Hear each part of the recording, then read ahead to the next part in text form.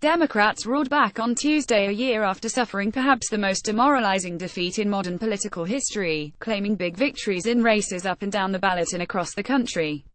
The breadth of the Democratic wins surprised even the most optimistic party stalwarts, who fretted over their own chances in key races Tuesday. But as the results rolled in, those Democrats said they had energized their core voters and capitalized on President Trump's unpopularity to reach swing voters. "This is not a wave. This is a tsunami," Virginia Del.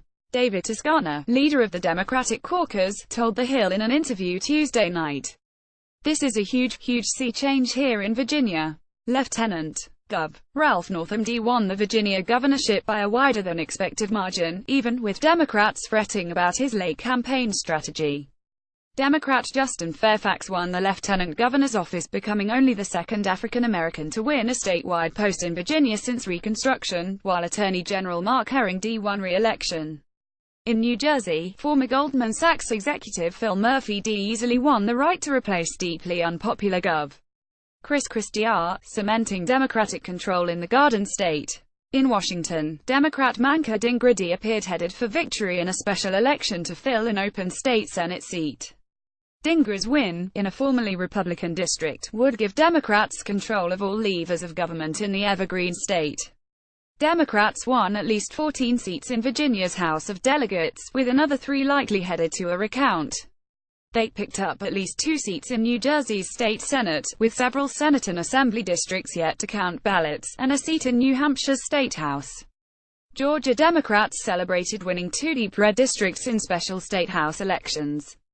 2 Democrats appear likely to face off in a runoff in a suburban Atlanta state Senate district formerly held by a Republican after finishing first and second in the all-party primary, a result that would break the GOP's supermajority. Even local elections tipped left on Tuesday.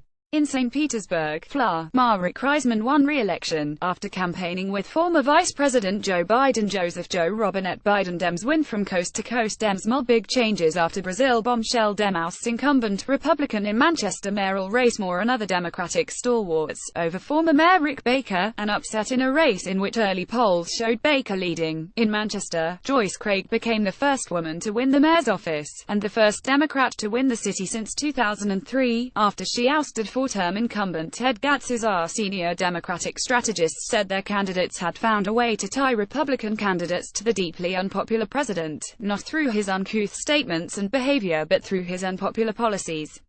"We're getting better about our Trump messaging," said Jessica Post, who heads the Democratic Legislative Campaign Committee, a group dedicated to winning state legislative elections. Some Republicans, rattled by Tuesday's losses, said they had more to learn about running for and winning office with an unpopular Trump in the White House. "I don't know how you get around that this wasn't a referendum on the administration, I just don't." Some of the very divisive rhetoric helped prompted and usher in a really high Democratic turnout in Virginia. Rep. Scott Taylor RVA, told The Hill at Gillespie's victory party. "We need to have some looking in the mirror." Post and Toscana pointed to Virginia delegate races in which the Democratic candidates talked about Trump in local issues, sometimes in the same breath, a lesson national Democrats might heed in next year's midterm elections. "You can't just run on Trump. We used that energy to build our base, but we had to have something else. And in every one of these places, we had something else," Toscana said. "It started to rain candidates for us. People came out of the woodwork and wanted to run." Some Republicans said they, too, have to chart an independent course ahead of next year's elections, in part because voters still don't connect Trump with the rest of the GOP. "A lot of voters see Trump as a third party," said Brad Todd, a GOP strategist who has long advised the National Republican Congressional Committee. "There is a sweet spot for Republicans to insist that Congress needs to enact the president's agenda. Republicans who will work with the president when they agree with him but who are also willing to break with him in a thoughtful way when they don't agree, or it isn't right for their district. A state is really the best place to be because it is where the American people are," said Liesl Hickey, who ran the NRCC. Still, a year after Trump upset conventional wisdom to capture the White House, Democrats on Tuesday served up the cold dish of revenge. I don't think there's any way you can get away from the notion that this was a sound defeat for Donald Trump. Donald John Trump Dems win from coast to coast fall well after Gillespie lost. DC should annex Northern Virginia. Dems see gains in Virginia's House of Delegates more tonight with this outpouring of support for Democratic candidates, Toscana said. Ben Camisar contributed.